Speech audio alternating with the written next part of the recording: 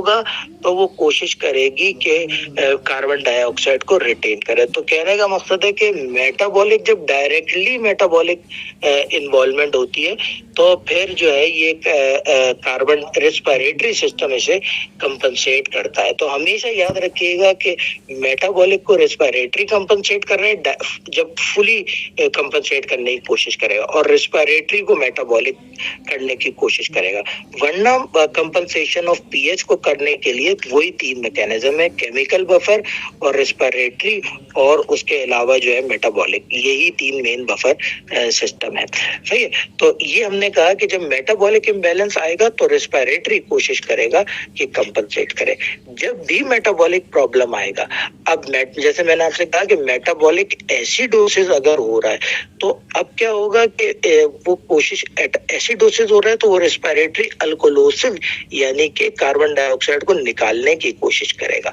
अब जैसे ही ऐसा होना शुरू होगा, अगर मेटाबॉलिक अल्कोलोसिस है तो वो कोशिश करेगा कार्बन डाइऑक्साइड को रिटेन करने की कोशिश करे। सही है। तो ये वो कुछ तरीके होते हैं जिस तरह से वो कंपनसेशन मेटाबॉलिक हो रही होती है।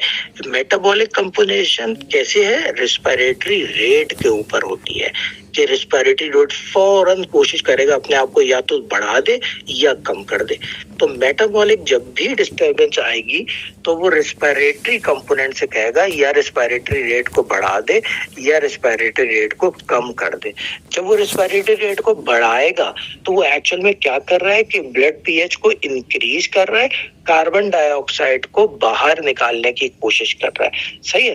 जिसकी वजह से हमारा क्या हो रहा है, कार्बोनिक एसिड जो हो रहा है वो कम बन रहा है। और रेस्पिरेटरी रेट जब कम हो रहा होगा तो एक्चुअल में वो क्या क्यों कम कर रहा होगा? जब उसकी हाइड्रोजन आयन कम होगा तो वो रेस्पिरेटरी रेट को कम करने की कोशिश करेगा और कार्बन डाइऑक्साइड को रिटेन करने की कोशिश करेगा, जिसकी वजह से कार्बोनिक एसिड बढ़ेगा। अब मैं आपको दोबारा से बताता हूँ कि कंपनसेशन क्या है। अभी तक जो हमने पढ़ी है, फिर हम आगे चलेंगे क्योंकि अब हम मेटाबॉलिक एसिडोसिस और अल्कोलोसिस की तरफ। कंपनसेशन मैंने कहा कि तीन चीजों से, बफर से होती है, रेस्पिरेटरी से होती है या फिर मेटाबॉलिक से वो रीनल से कंपनसेशन होती है।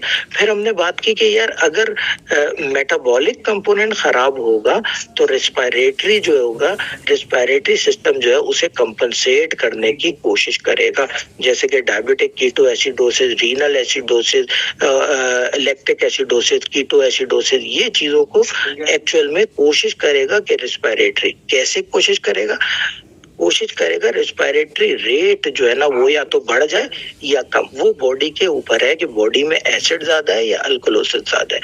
जब पीएच ज्यादा होगी यानी कि जब एसिडोसिस होगा यानी कि हाइड्रोजन आयन जब ज्यादा होंगे तो रेस्पिरेटरी रेट बढ़ेगा। क्यों बढ़ेगा? रेस्पिरेशन ज्यादा होगी और हमारी जो कार्बन डाइऑक्साइड है बॉडी से बाहर जाने की कोशिश करे। जब कार्बन डाइऑक्साइड ही नहीं होगी तो कार्बोनिक एसिड बनता ही कार्बन डाइऑक्साइड और वाटर से, कार्बन एनहाइड्रेस एंजाइम के मिलके कार्बन डाइऑक्साइड और वाटर मिलके कार्बोनिक एसिड। जब कार्बन डाइऑक्साइड ही बाहर चली जाएगी तो कार्बोनिक एसिड ही नहीं बनेगा। इसी तरह से जब हाइड्रोजन आयन हमारा कम होगा, तो जब कम होगा हमारा हाइड्रोजन आयन तो फिर क्या होगा, रेस्पिरेटरी रेट जो होगा वो जो है वो भी कम हो रहा होगा, क्योंकि वो कोशिश कर रहा होगा कि कार्बन डाइऑक्साइड को रिटेन करे।